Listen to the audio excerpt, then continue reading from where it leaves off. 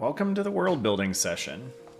Today I decided I wanted to start working on the new cover page, as it were, for one of the regions that I'll be covering in the upcoming section. So I have a tendency to do this with this sketchbook, where I start the first page of a region and then start going into some things that have to do with that particular location. Generally focusing on maps and whatnot. The idea here is that I am pretending as if I am a man going along and documenting places he explores. So this place is called Sora's Marsh, and it is an area that has slowly sunken into the earth beneath it.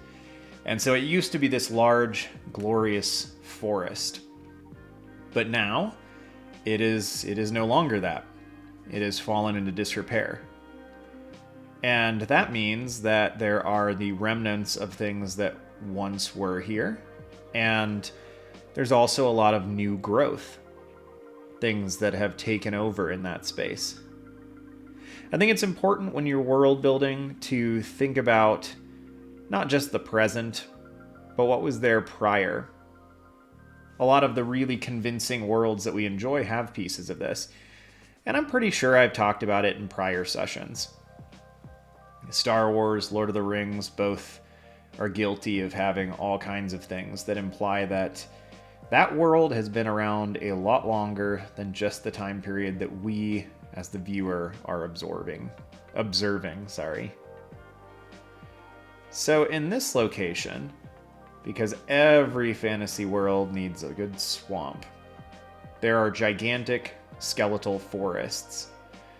There are trees that, very much like the Ents, come alive.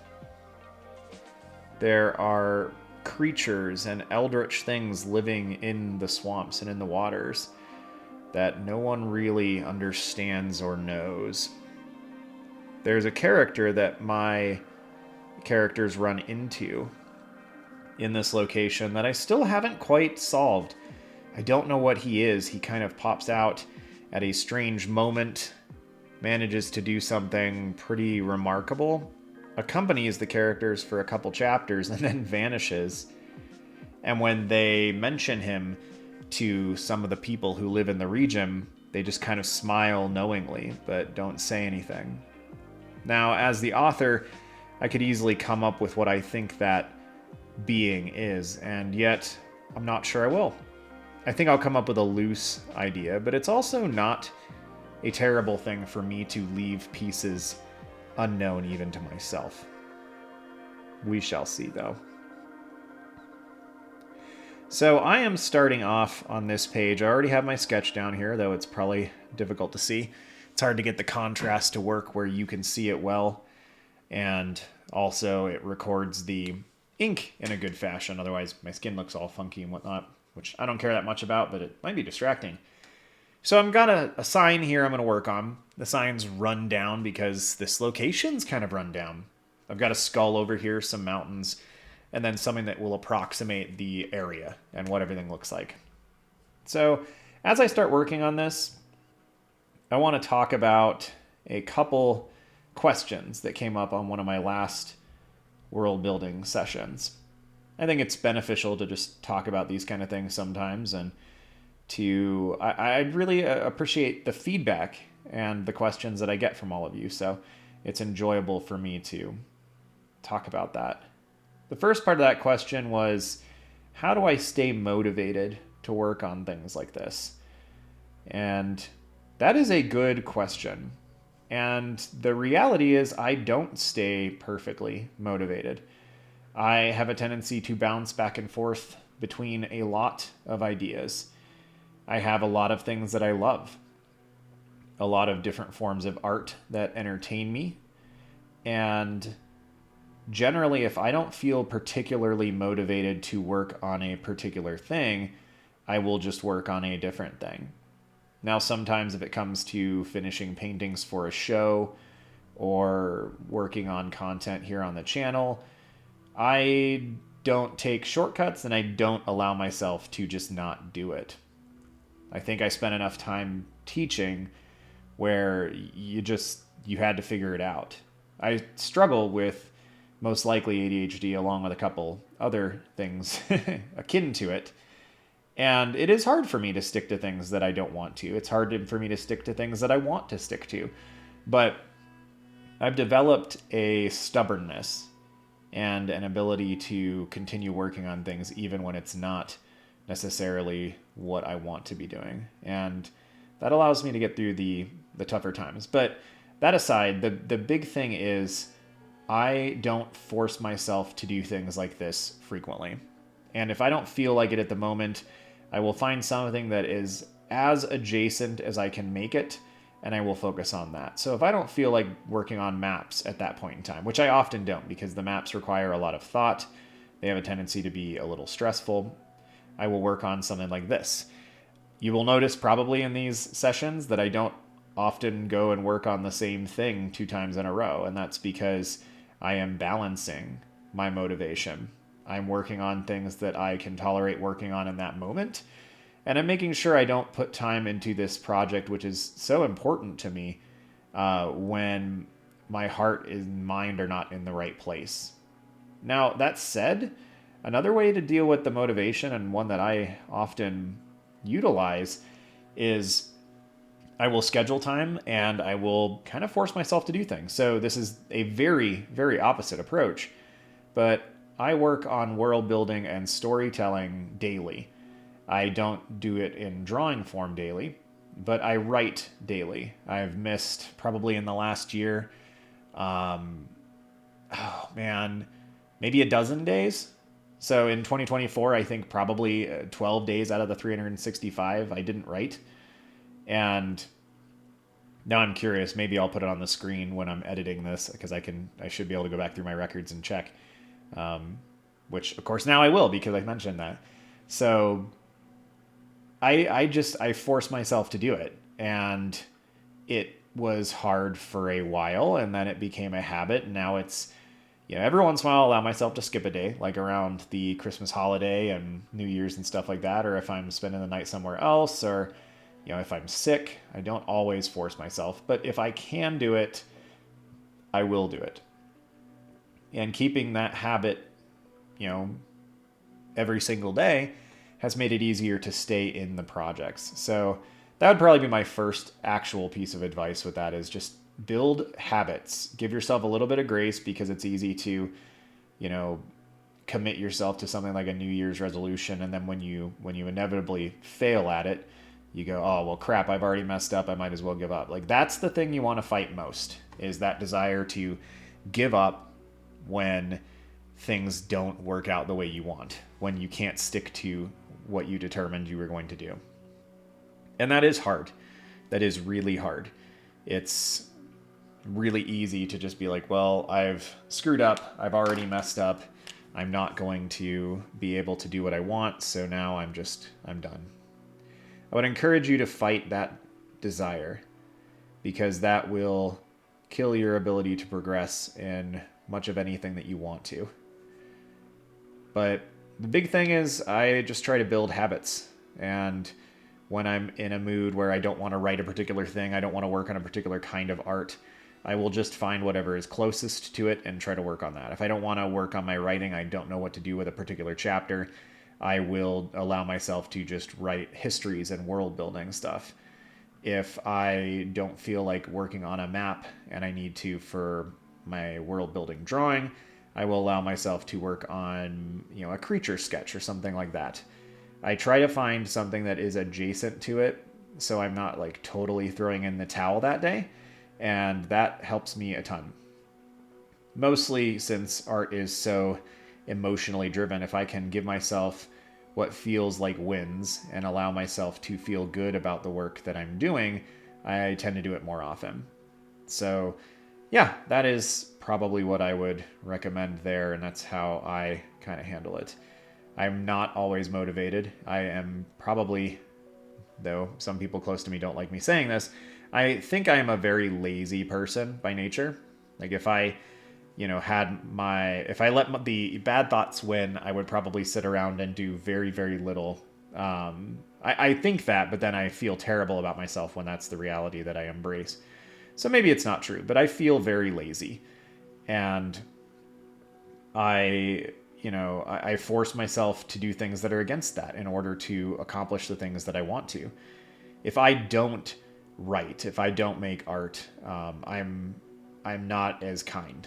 I suffer from low blood sugar, which will make sense. I'll connect this in a minute. Where I get really, really grouchy when I haven't eaten, to the point where I had to be tested for diabetes a couple years back because it fluctuates so wildly. And my mood responds similarly when I don't create things. So if I am not making stuff, writing, recording, drawing, any of those kind of things, I'm just a worse version of me. I'm going to go ahead and zoom in here. I never know exactly how I'm going to proceed with these things, so sometimes the camera works at the beginning, sometimes it doesn't. And right now I'm just working on setting things up. But what is this? So this is a giant dragon skull, or some kind of beast skull that is now a part of the landscape. I've got these little, skeleton trees is what I call them, that are surrounding it. And the forest is going to continue over here. There's going to be part of the rib cage. Maybe there'll be vertebra here if I can figure out how to do them. And yeah, this is just part of the swamp. So, but I hope that kind of gives at least just a little bit of information about me and motivation and how I think about it. This kind of sketchbook is a really interesting thing though too, because it's done under a guise, right? I'm not making these drawings to be perfect. These drawings are being made by an explorer who's out on location while he's doing them. I do them with pencil, then pen, then brush pens. Guys like this, these king art, which I enjoy. And I layer things and I go back and do other things. And if I mess up, then I get something like this or this. And I use white acrylic to go over it because, again, the intention is for this to look kind of haphazard. Like a guy who, is actually out on location making things. And so things are not going to be perfect. And because I've given myself that prompt, it's easier. I don't have to care as much if I make mistakes, and that is a really good thing for me. It's a really forgiving thing. So if you can find a way to do something similar, I'd encourage you to do that, because that provides a lot of grace for me, and sometimes I need it. So I'm going to start working in the silhouettes here of the trees in the foreground.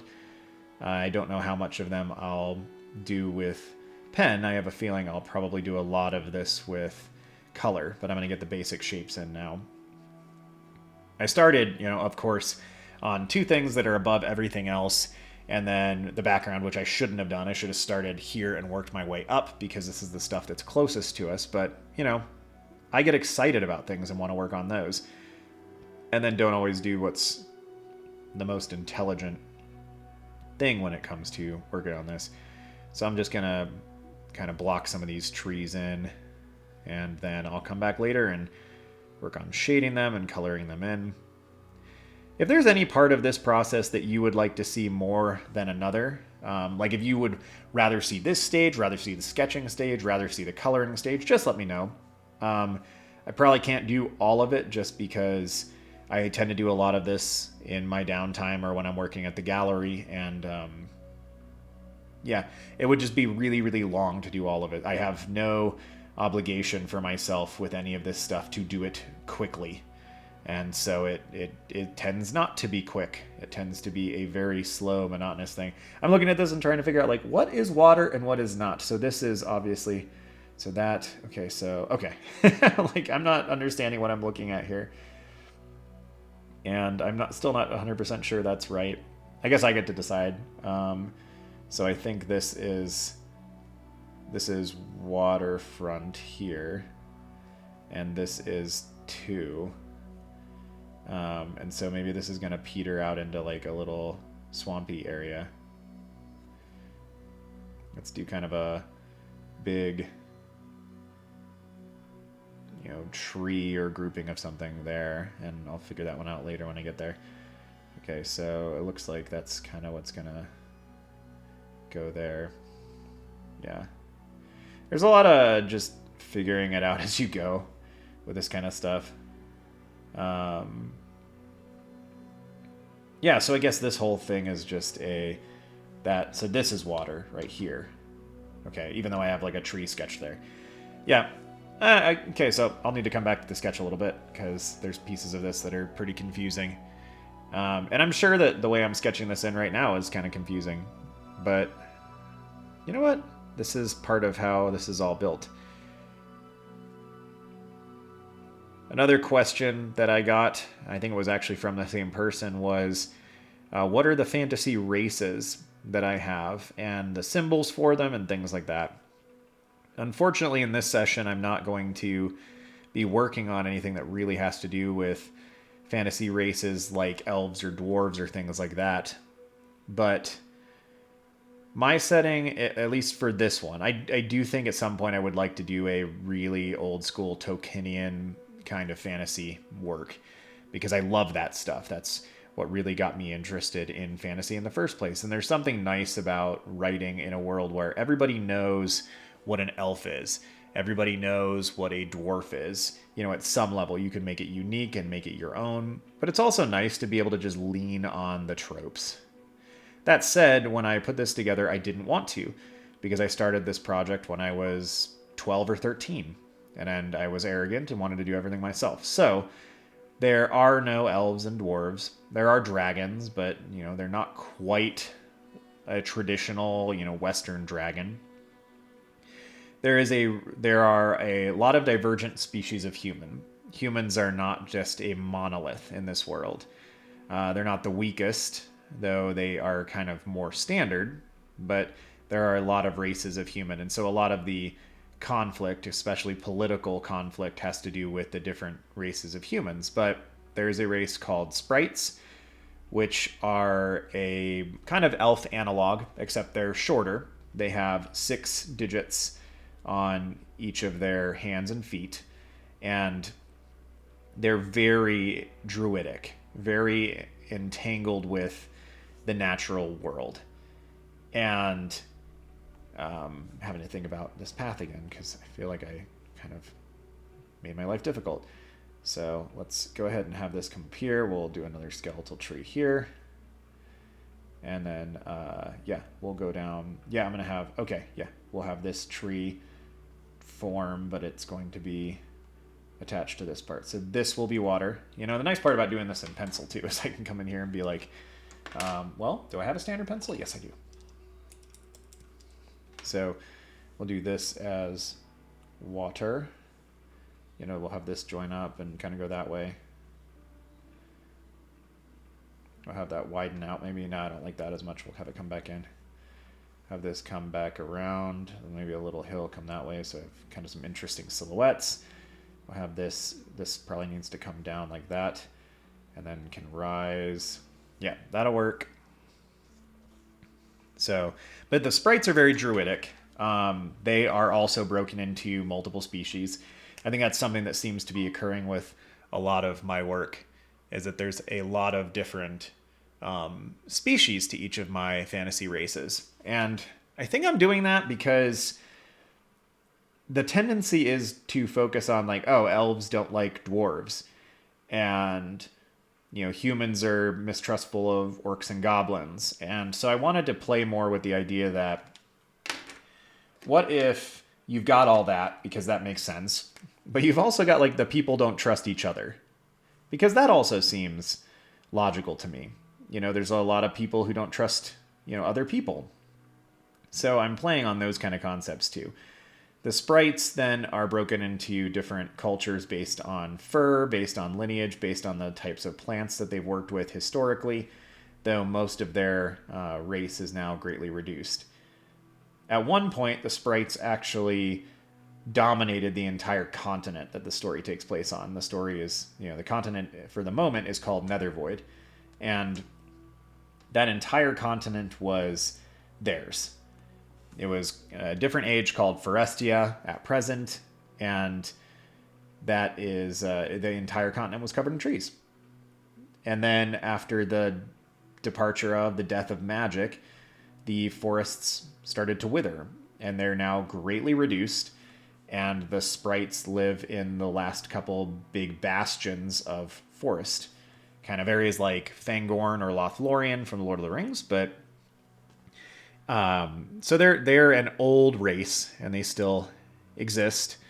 They have a tendency to not look down on humans, but they don't quite understand them. Most of them are vegetarians because of the way that they're ingratiated with their cultures, and they just seldom see humans. They live for a long time. They have a reincarnation cycle that's linked to specific trees. So if they die in combat, they're able to be brought back and placed underneath specific trees that are linked to them, and they can be reborn almost like a fruit from a tree. This obviously gives them a very different understanding of life and of death, and the death of a tree is seen as a big dramatic issue to them. Get some water here.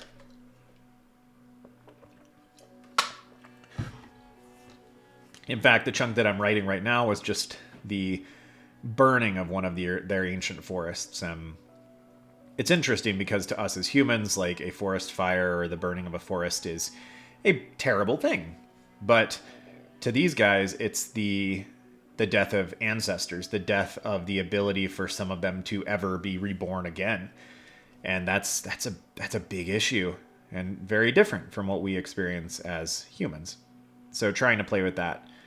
Another race I have is, I'm not even sure the characters know their real name. They are sometimes called Carmorans because they live in a region called Carmora. Except they don't all, just the fire-oriented ones do. And they are a race basically that departed from humanity ages ago.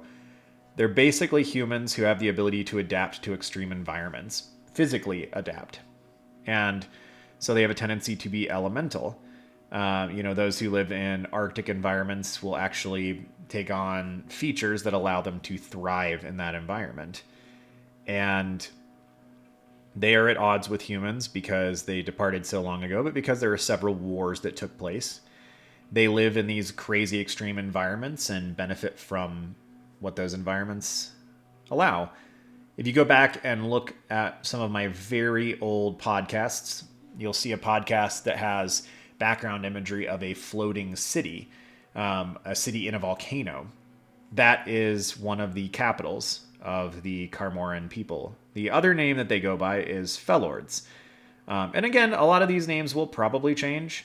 These are just names that I conjured years ago, and I'm not committed to them. I'm fine with changing pretty much anything about the naming conventions and structures of my books, because it's less important than the storytelling. I have a good chance of changing the main characters' names in my books. I don't care. I want the story to be intriguing and interesting, and if I have to shift things, I will. Not to be confused with if I were to be published, I will bend the knee and do it. No, not at all. I would rather not have my works published than have them changed in dramatic ways. I just don't want to get hung up on a person's name instead of actually working on putting the story together. And that's easy to have happen. It's easy to get caught up on the silly little things that don't really matter that much. Does it really matter if your main character's name is Darthanak or if they're George? Or it's not going to matter that much. If Frodo wasn't the, protagonist of Lord of the Rings, if he had been Drogo, his father's name, if he had been, Hamfast, Samwise's dad's name, would it have changed the book? No, it wouldn't have.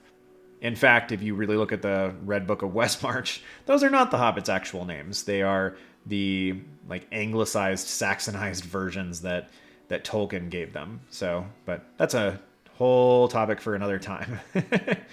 One that I don't know a ton about. I just know enough to be dangerous. So, but yeah, so that's another race. There's another that is more aquatic, and they are called the Lear-Ladanios. They look a lot like the Zora from the Legend of Zelda series, though I haven't hashed them out entirely. I don't know that they'll actually show up prominently in the books that I'm working on right now, but they do exist, and they do get mentioned. There are a lot of fantasy creatures, though most of them are just extravagant versions of what we have now. In the universe that I'm working in this world, magic was pulled back by the gods at some point because humans abused it. And not humans alone, actually, just mortal beings abused it. And so the world now exists in this state of magical withdrawal and recovery. And what that means is that a lot of the crazy, magical, fantastic things are actually very much in decline, if not just gone. So it's a world that is existing after a large magic cataclysm. So yeah, dragons still exist, but they're in decline, and they have a low-born brethren, kind of like what happens in the From Software games, which is ironic because a lot of this, again, was stuff I came up with in the late 90s, early 2000s, but, you know, I'd like to think that great minds think alike, right? But there are drakes, which are just not as strong as the dragons. They are descended from more or less eldritch beings that were they consider themselves the firstborn of the gods. They were not, but they don't know better. And they are these mammoth creations called the Tanari. No, called the Fararu. And they are incapable of dying. They have a tendency to mutate and to add on to their bodies the longer they live. They are horrifying, and some of them manage to breed with dragons. And which I'm going to have to think about, because as of right now, they're not able to procreate themselves. Maybe it's just they're not able to make more of themselves, but they can breed with lesser beings. Maybe they've worked with other beings to do things. I'm not 100% sure.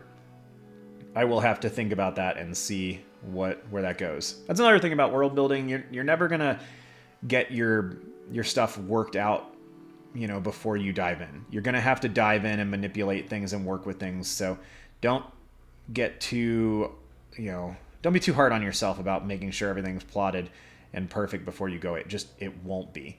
You're going to have to play with ideas. Ideas are going to change. It's totally fine. It's really normal, very much part of the process. But yeah, the dragons and drakes are very departed. All divine beings in my setting have 6 limbs, and so those that strive to be like the divine have a tendency to mutilate their bodies in an effort to look like they're divine. The dragons are actually semi-divine, and so they have 6 limbs and no wings, or only 6 wings, depending on which kind they are. The drakes are very much just what we think of as wyverns, in the Monster Hunter series and things like that. They have 4 limbs, just like everything on Earth, but they can fly. Maybe there's something magical about them. Maybe they got helium inside, and that's what allows them to actually be able to gain enough lift. They're very, very dangerous. There's a main character in the book that consumed a dragon, an actual dragon, and gained some pretty lofty powers from it, kind of a werewolf type thing. But most people who do that are shunned by society because it's power hungry and crazy people who do it. His situation was a little bit different. And dragons are divine. So they are a beautiful, wonderful thing. And if you are brazen enough, terrible enough to actually kill one and eat one, you are a horrible scourge on society. The thing is that the drakes are not altogether that great. They're more bestial in general, but they're also, have a tendency to be envious. And so killing a drake and eating a drake will give you some superpowers as well, but shouldn't be viewed by society as such a terrible thing in comparison to killing and eating a dragon. So let's see what else. There's a lot of things, and the world is pretty big and pretty wide, and this story that I'm working on right now only focuses on a single continent, though I'm currently building the history back behind all of it. And all of that is, A, I do it because it's fun. B, I do it because it gives everything more backstory. So even as I'm working on this swamp and the little page for and design for this swamp, I'm thinking about all of the other impacts. The fact that there are some very strange creatures that reside in this swamp, and they tie into other things that I've talked about already. You know, there is even a page here and a couple. I don't know. Yeah, this is going to be kind of an eldritch thing. I don't know if you can see that very well. If you can't, I'll take a better image and adjust the contrast. But it's going to be lots of tentacles and eyes and stuff. There are things that dwell in the swamp that come from the world before. And having that knowledge allows me to do things like that. Is it necessary? No. Does it make the story overall better and more rich? I think so. So hopefully that answers those questions a little bit. I am not going to be able to answer any questions like that in 100% efficacy because the story is big and it's growing all the time. I try to get down 1,000 words every single day. I don't always get there, but my average right now is about 950, 980. And I did do a new spreadsheet at the beginning of the new year. So my record is good right now for this year. But last year I think was 960 or 970 words per day average. So the book I'm working on right now is about 170, 180,000 words so far. And I wrote through one group of characters and have just now gone back and I'm writing through 2 female characters as they try to infiltrate their homeland, which is now under occupation. So a very different storyline than the group prior, who were trying to find a mystical floating city and then save a giant forest from burning. And then the last group will be basically going and trying to find a person that they think is going to be a savior, only to find that the poor chap, although exceedingly powerful, is over 1,000 years old and riddled with tremendous trauma and PTSD from all he's done and all he's endured. And yet he will come with them. He will help them. But it's going to be a long journey. So in the next coming sessions, let me know. What would you like me to talk about? What would you like me to work on? I am, in general, just going to keep working on this sketchbook and talk about topics. But I am happy to do other things too. I am happy to take a session and specifically work on like designing dragons or magic or magic artifacts or weapons or whatnot. You guys let me know what you'd like to see. I will try to take care of that. As always, thanks for being here. I really appreciate it. It is wonderful to be able to be part of an artistic community. And I hope that you will consider checking out our Discord server, which is linked down below. It's totally free. There's it's just beneficial to all of us if we have more people there for a lot of reasons. But in general, it is just a lovely little community where we can talk and converse with other artists, learn things from them, benefit from them, get some encouragement. It's a good thing. If you want to check it out, you need an artistic community, check it out. Thanks to my patrons who are on the screen right now. And you can feel free to check out my Patreon as well. It's also linked down there, but I'm not going to spend a lot of time on it right now. So, yeah. Thanks for being here. And keep world building. Have a good one, y'all. See you soon.